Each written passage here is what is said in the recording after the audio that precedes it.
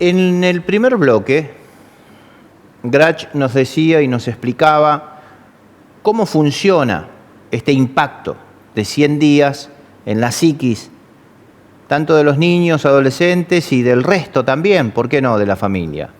Los temores y cómo el tanto manosear, el tanto ir por lo amarillo de una pandemia que afecta a todos por igual y que todos ya estamos familiarizados, cómo termina haciéndole daño a los más chicos, de qué manera les pega directamente en la cabeza. En esta segunda parte seguimos explorando el impacto de la cuarentena de 100 días sobre los niños y los más grandes, pero también se anima Luis a avanzar sobre las secuelas que va a dejar esta pandemia en los niños, adolescentes y en los más grandes.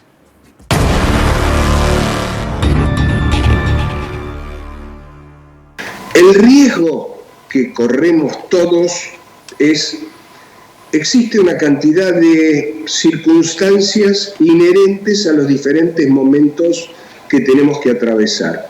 Durante el confinamiento podemos tener lo que se llama el síndrome de la cabaña, los niños y los adultos.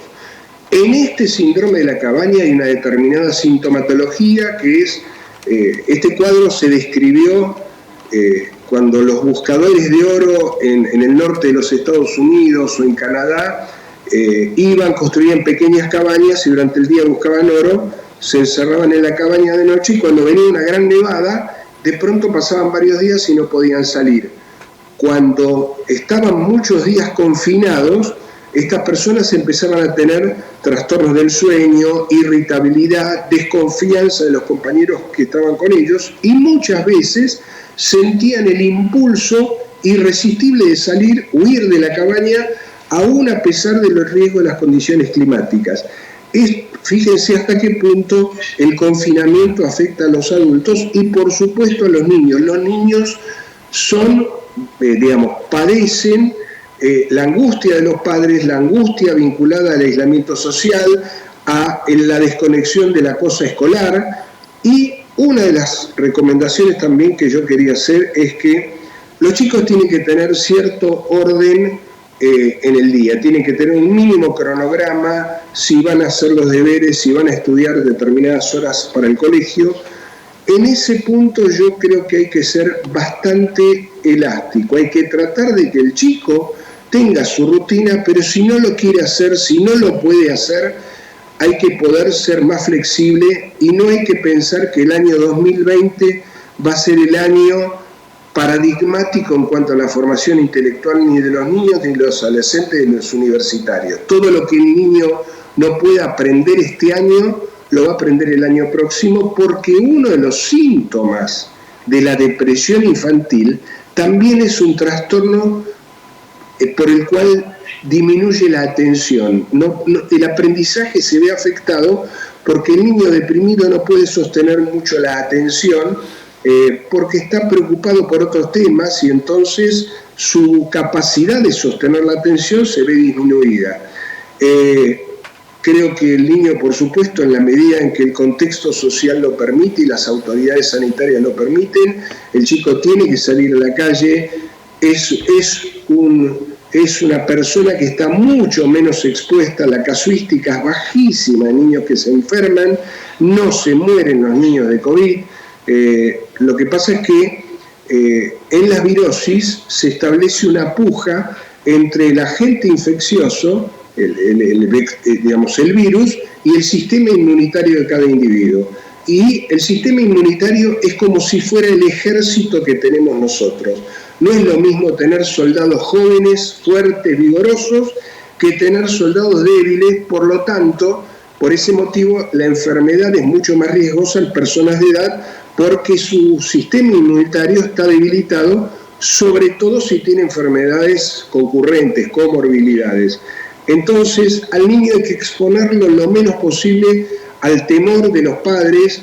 Los padres tienen que tener cierto nivel de privacidad si comentan las angustias económicas. Yo entiendo que estamos todos angustiados, los comerciantes, las personas que trabajan y que necesitan aportar el dinero para el sustento familiar, naturalmente están angustiados y por ahí necesitan hablar. Bueno, este es un diálogo que los padres deberían tener a puertas cerradas. No tienen que hacer partícipe al niño en la medida de lo posible de la angustia que a ellos les genera la incertidumbre económica, porque el niño se siente culpable y además no puede hacer nada con eso, no puede participar.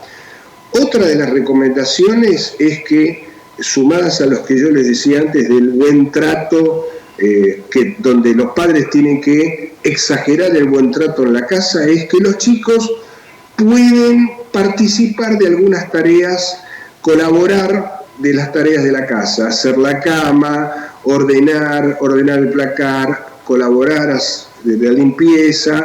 Yo creo que eso es algo que al niño le hace bien porque de algún modo siente que participa del espíritu familiar, hay tareas de las que él es responsable y las puede llevar a cabo y de algún modo siente que está cooperando con los padres y es una buena manera de pasar el tiempo juntos teniendo un objetivo común, teniendo una tarea en común.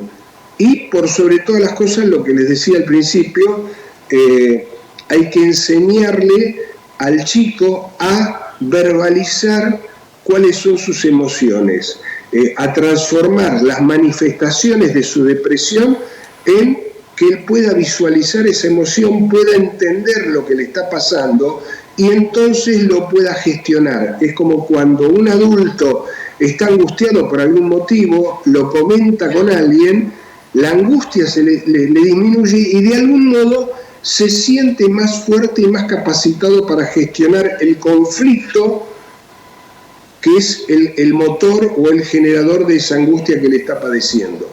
Muchas veces los psicoanalistas tenemos una opinión negativa respecto a la tecnología. Yo en ese sentido lo considero, tenemos el mismo beneficio que tuvo antiguamente la humanidad con el surgimiento de la imprenta. Gracias a Gutenberg pudimos leer libros y gracias a la tecnología, en este preciso instante yo puedo estar hablando y viéndonos a tantos kilómetros de distancia. O sea que bien empleada la tecnología es utilísima. Hoy es inconcebible pensar que alguien esté al margen de la tecnología, pero una cosa es el uso y otra cosa es el abuso de cualquier medio tecnológico. Yo creo que un chico tiene que utilizar la tecnología hoy en día para tener clase, para asistir a clases.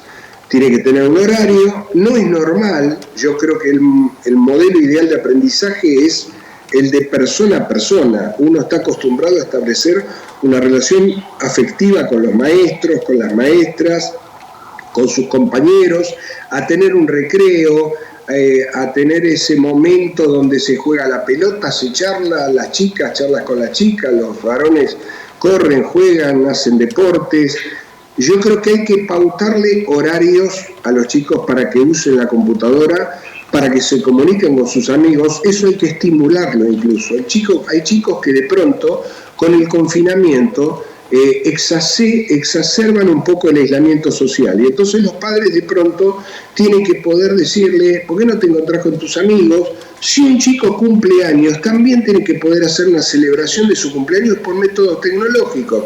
Tiene que hacer un Zoom donde convoque a todos sus amigos le hagan carteles con dedicatoria, feliz cumpleaños, puedan dialogar, charlar, disfrazarse, escuchar música juntos. Lo que es negativo es que un chico se pase largas horas del día jugando con los jueguitos, el famoso Fortnite u otros, porque eso muchas veces estimula y exacerba los trastornos del sueño. Lo mismo pasa en cierto modo con los adultos. Los adultos habitualmente tenemos la mala práctica de tener el televisor en el dormitorio. Ver televisión estimula la corteza cerebral, nos produce somnolencia, pero no dormimos profunda y relajadamente como si leemos un libro relajadamente antes de dormir. Entonces, Yo creo que los chicos tienen que tener acceso a la computadora, tienen que tener acceso a las tabletas, tienen que jugar determinada cantidad de horas, los padres se lo tienen que pautar, porque eso es una manera de integrarse socialmente, es una manera de hablar con los amigos y de reemplazar esa necesidad lúdica que un chico tiene que ejercer normalmente en la calle, en una plaza, en el colegio, por esta actividad lúdica que no es lo mismo porque no hay una descarga motora, no se pueden establecer como contacto físico y la interacción humana, que es lo más preciado del ser humano. El ser humano es gregario y social por naturaleza. Yo creo que hay que ponerle horarios y hay que dejarle a los chicos que usen la computadora quizás un periodo de tiempo un poquito mayor que el que normalmente lo usan todos los días cuando van al colegio. No hay que ser, a mi modo de entender, excesivamente ni permisivos ni excesivamente rígidos en ese sentido. Tenemos que considerar que lo que estamos viviendo todos es una situación tremendamente ansiógena. Nadie sabe cuándo va a terminar esto. Tenemos una expectativa angustiosa, tenemos ansiedad, tenemos incertidumbre y al mismo tiempo tenemos un riesgo real. El padre que sale a trabajar y que de alguna manera también teme contagiarse, teme volver a la casa y contagiar a los familiares, el abuelo que está solo y que entonces no sabemos si lo vamos a visitar o no lo vamos a visitar. Todas esas angustias el chico tiene que convivir con ellas y de alguna manera muchas veces el espacio que el chico tiene para jugar, para encontrarse de alguna manera simbólicamente o cibernéticamente con sus amigos, no lo podemos privar de eso, de la misma manera que nosotros los adultos recurrimos al teléfono, hablamos con nuestros amigos, hablamos con nuestros familiares, queremos saber cómo están, hablamos con nuestros padres, queremos saber si nuestros padres están sanos o no, si necesitan algo, y eso nos calma la ansiedad, nos calma la angustia, y esto también es algo que uno tiene que poder explicarle en términos sencillos al niño, en qué consiste este problema, que es a nivel mundial, que no sabemos cómo va a terminar, cuándo, que sí sabemos que, cuáles son las maneras de prevenirnos y que si nos cuidamos no nos va a pasar nada. Tenemos que darle al chico un mensaje que no sea excesivamente generador de pánico. Tenemos que decirle al niño que en la historia de la humanidad han habido muchas plagas, han habido muchas pandemias y que la humanidad finalmente se recuperó de esto y que esto va a pasar, que vamos a volver a una vida normal y que si tenemos que cruzar un río de 100 metros de ancho, yo creo que ya venimos nadando aproximadamente por los 70 metros, supongo yo.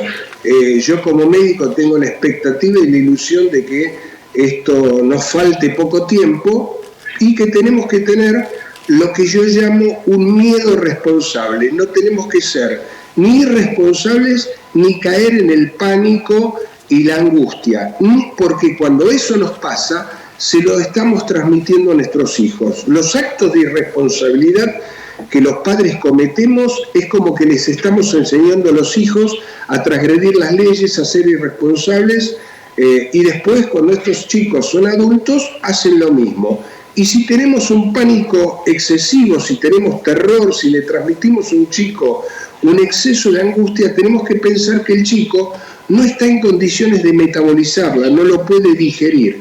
Entonces tenemos que transmitirle a nuestros hijos que estamos viviendo una situación particular, que lo van a recordar toda su vida probablemente, y disminuir el pánico, porque uno de los riesgos más importantes que tenemos es un cuadro psiquiátrico que se llama trastorno de estrés postraumático.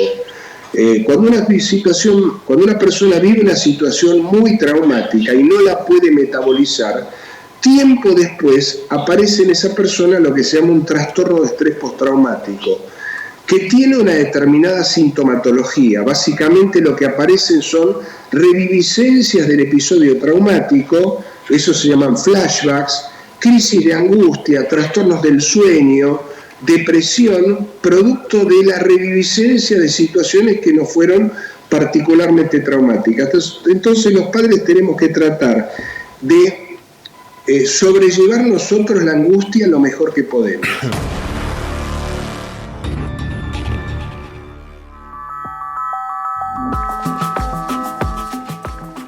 Luis Grach, aquí en Código Urbano. Si quieren compartir estos dos bloques, van al canal de YouTube de Prima Multimedios, buscan Código Urbano, Luis Grach, y ahí van a encontrar los dos bloques para compartir con quienes ustedes quieran, porque realmente son consejos que hay que tener en cuenta en esta época. Ahora nos vamos a la pausa y ya volvemos con nuestro invitado.